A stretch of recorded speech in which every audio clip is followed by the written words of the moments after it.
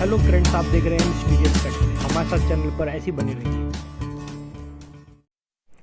एक बहुत ही खौफनाक हत्यारा जो नशे में धुत वेश्याओं को ही अपना शिकार बनाता था, वो कहां से आता था और कहां गायब हो जाता था, ये आज तक कोई नहीं जानता था।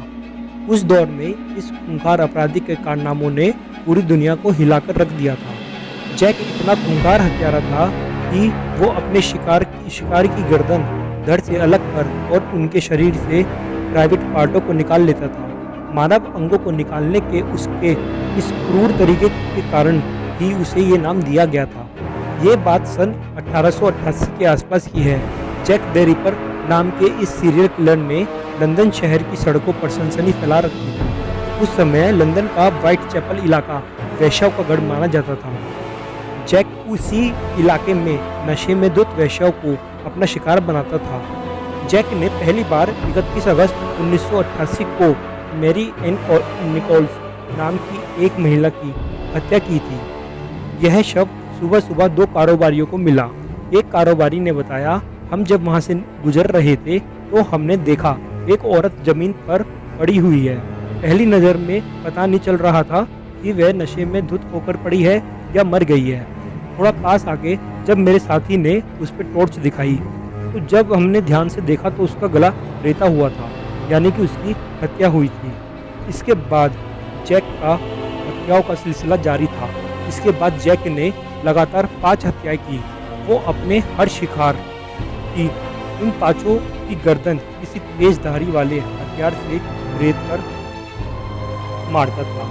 8 सितंबर 1888 डे स्टार अखबार में खबर छपी कि लंदन शहर में एक खूंखार सीरियल किलर की चपेट में आ चुका है, जो आधा इंसान आधा दानव की तरह दिखाई देता है। ये हत्यारा अब भी फरार है। ये रोज सड़कों पर खतरनाक इरादों के साथ निकलता है। वह कमजोर महिलाओं को अपना शिकार बना रहा है। वो खून के नशे में है, इसलिए इससे बचो। इस दौरान लंदन का व्हाइट चैपल इलाका अशांत हो उठा। हत्यारे को ढूंढने में पुलिस ने अपनी सारी ताकत झोंक दी।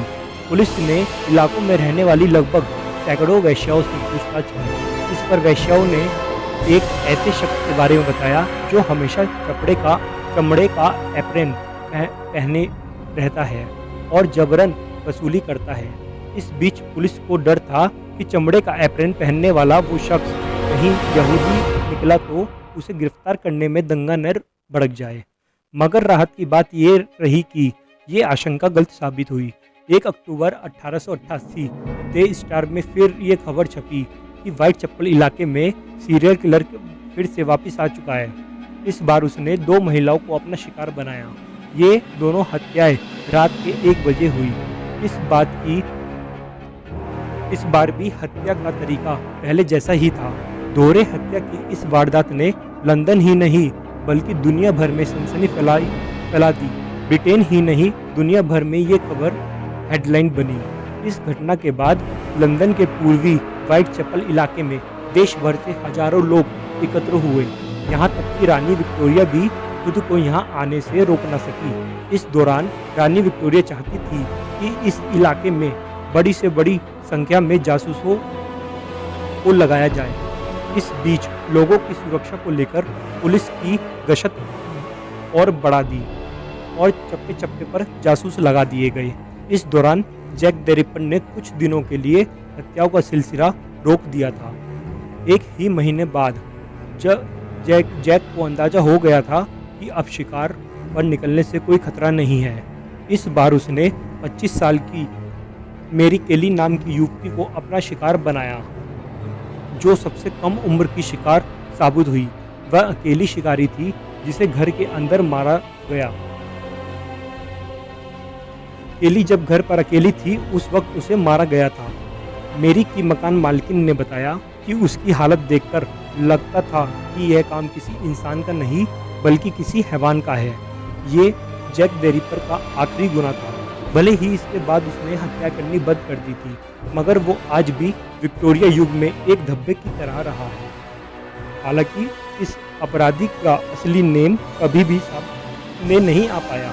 जैक द रिपर की कहानी इसलिए भी लोगों को रोमांचित करती है क्योंकि वो कभी पकड़ा ही नहीं गया।